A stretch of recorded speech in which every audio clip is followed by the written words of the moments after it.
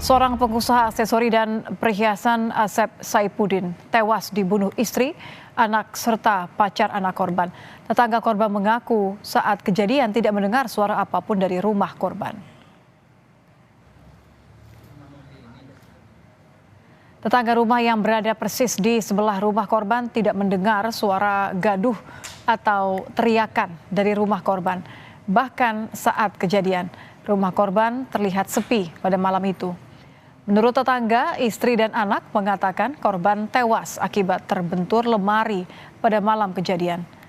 Di mata tetangga, korban dan pelaku tidak pernah mendengar pertengkaran, bahkan keluarga terlihat harmonis. Saat kejadian teteh dengar nggak ada cekcok atau suara apa gitu? Nggak ada suara apa-apa. Tahu-tahu ya pas orang-orang juga udah pada ngumpul. Tahu korban udah meninggal gitu ya? Iya, lihat korban udah meninggal kayak gitu. Tapi hari-hari sebelumnya pernah denger cekcok, berantem gitu? Enggak sih, nggak pernah. Iya, berarti selama ini si korban dan pelaku ini rukun-rukun aja ya Teh ya? Iya, setahu saya mah. Nggak pernah ada.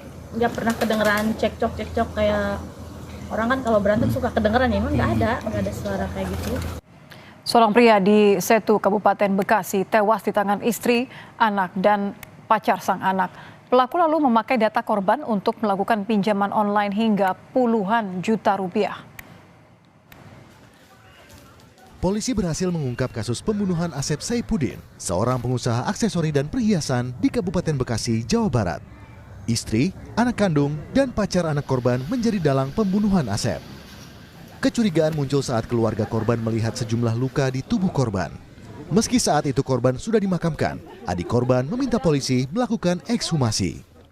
Kecurigaan itu diperkuat dengan adanya transaksi pinjaman online sebesar 56 juta rupiah di dua aplikasi setelah korban dinyatakan meninggal dunia.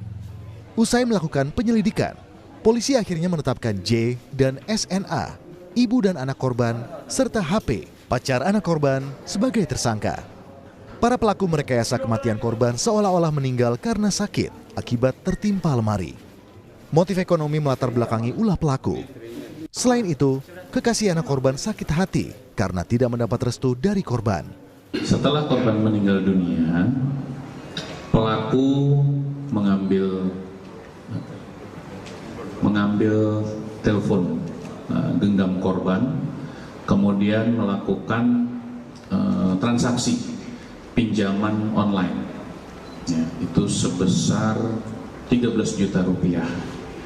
Kemudian melakukan transaksi juga isi cash, ya, isi cash sebesar 43.500.000 rupiah. Untuk motif ini ada motif ekonomi dan ada motif sakit hati terhadap korban. Namun, alasan motif ekonomi pelaku dibantah oleh adik korban. Artinya terbantahkan Bang ya, kalau misalkan kayak pengakuan pelaku kemarin pas di kepolisian bahwa kebutuhan ekonominya nggak terpenuhi atau gimana Bang? Nggak mungkin lah, itu sangat nggak mungkin. Soalnya ya kita tahu mestinya itu nggak mungkin, orang mereka makan bareng, keluar jalan-jalan pasti bareng. Terus saya tahu kondisi keuangannya nggak mungkin karena ekonomi. Bisa ditanya sama warga sekitar atau warung-warung di sini, dia suka belanja apa aja. Kini, ketiga pelaku telah ditangkap untuk mempertanggungjawabkan perbuatan mereka. Ketiganya dijerat pasal berlapis, pasal 338 Junto 340 KUHP, tentang pembunuhan berencana dengan ancaman hukuman penjara paling lama seumur hidup. Tim Liputan, Kompas TV. Ya, lalu bagaimana penyidikan kasus ini? Kita akan bergabung dengan AKP Ani Widayati, Kapolsek Setu. Selamat malam, Bu Ani. Selamat malam, Mbak. Dengan itu ya, Bu Ani, ini mengenai kasus yang kemudian ada istri, anak, dan calon menantu ya, yang tega membunuh korban. Apakah benar ketiga tersangka ini sempat merekayasa kasus pembunuhan ini? Betul, Mbak. Untuk pelaku J sempat merekayasa kasus ini dengan menjelaskan kepada keluarga bahwa kematian korban karena cekcok awalnya ya, saling mencekik, dan pelaku mendorong korban sehingga kepala korban itu terbentur lemari. Kalau pengakuan dari ketiganya, ini artinya merencanakan untuk membunuh korban atau sejak kapan sebenarnya? Jadi ketiga pelaku itu sudah merencanakan akan menghabisi nyawa korban sejak 2 minggu sebelum kematian, yaitu tanggal 17 Juni dan tanggal 24 Juni dengan cara mencampurkan minuman rinso cair atau soplin ke dalam minuman soda susu dan floranida. Floradina, maaf Mbak. Berarti kalau ini berarti dugaannya adalah diberikan racun terlebih dahulu atau ada aksi sebelumnya, Bu Ani? Diberikan itu minuman dulu, diracun terlebih dahulu. Kalau motif, apakah ketiganya memiliki motif yang sama, motif ekonomi, atau sebenarnya ada motif yang berbeda dari ketiga tersangka ini? Ada motif yang berbeda ya Mbak ya, para pelaku sakit hati ya. Untuk inisial J itu sakit hati karena di nafkahnya sebenarnya kan suaminya juga orang punya ya, berada, cuman Maaf Bu Ani, J ini berarti istrinya ya? Betul. Jadi dia cuma dikasih nafkahnya 100.000 per hari. Terus tersulut emosi ketika mendengar adanya pembelian HP oleh korban dan tidak diketahui HP itu untuk siapa. Terus untuk SN kecewa karena tidak mendapat restu dari korban. Berarti SN ini adalah anaknya ya? Ya, terus untuk HP sakit hati juga karena sudah pacaran 4 tahun tidak direstui. Jadi setiap HP main ke rumah korban dicuekin, tidak mendapat respon yang baik. Kalau dari penyelidikan sejauh ini berarti siapa yang pertama kali melontarkan niat untuk atau rencana untuk kemudian membunuh korban ini? Ya tetap mereka bertiga Mbak. Jadi bertiganya melakukan kesepakatan untuk merencanakan pembunuhan. Apakah sudah diketahui mungkin siapa yang pertama kali melontarkan rencana ini, Ibu? Awalnya untuk HP itu karena sudah 3 kali gagal dalam rencana pembunuhan itu dengan minuman tadi, terus HP memberikan inisiatif mungkin untuk sekarang langsung dieksekusi aja. Nah, disepakati oleh J, begitu Mbak. Boleh dijelaskan kembali berarti peran dari masing-masing tersangka ini apa saja Ibu, pembagian perannya seperti apa? Jadi untuk si HP itu dia mencekek dan memukul korban dengan helm. Terus untuk J langsung membantu untuk mencekik juga Mbak. Nah untuk si SN anaknya itu mengikat dengan lakban. Oke, jadi yang melakukan aksi kekerasan ini juga calon menantu dan istrinya korban ya? Iya, betul Mbak. Oke, ya pembunuhan ini apakah betul Bu Ani terungkap karena memang identitas korban sempat digunakan untuk pengajuan pinjaman online? Nah, untuk diketahuinya pembunuhan ini dari pihak korban, keluarga korban merasa curiga karena ada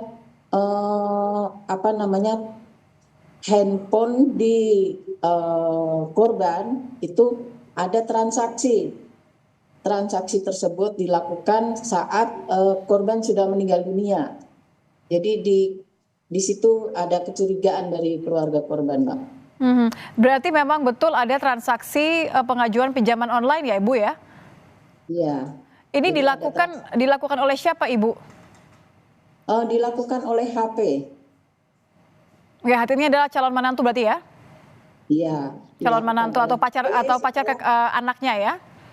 Ya, setelah dilakukan transaksi tersebut sama HP itu ditransfer ke rekening SN. Dan SN juga langsung mentransfer ke rekening HP. Gitu, Mbak. Jadi ditransfer ke rekening anak korban. Artinya kalau dari pengakuan para tersangka, apakah pengajuan pinjol ini atas ini rencana bersama ketiganya? Betul Mbak, rencana ya bertiga.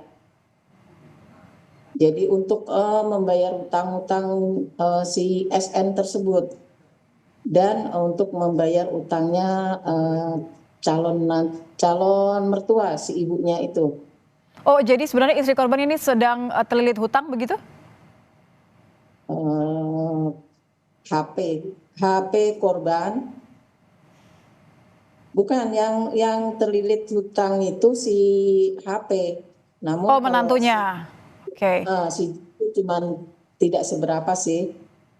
Gitu. Oke, jadi uang yang digunakan atas identitas korban ini digunakan untuk menutupi hutang calon menantu korban begitu ya?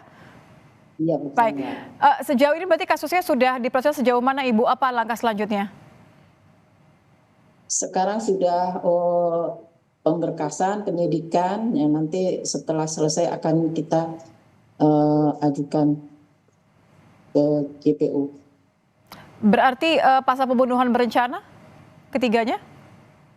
Ketiganya dipersangkakan melanggar pasal 44 ayat 3 Junto pasal 5 Undang-Undang RI nomor 23 tahun 2004 tentang KDRT dan pasal 340 KUHP dan atau pasal 338 KUHP dan atau pasal 351 ayat 3 Junto pasal 55 dan 56 KUHP Mbak. Ya, ancaman hukumannya untuk KDRT 15 tahun dan untuk pasal 340 pidana mati seumur hidup atau selama waktu tertentu paling lama 20 tahun Mbak. Baik, terima kasih Bu Ani, AKP Ani Widayati, Kapolsek Setu sudah bergabung bersama kami di Kompas Malam. Selamat malam Ibu.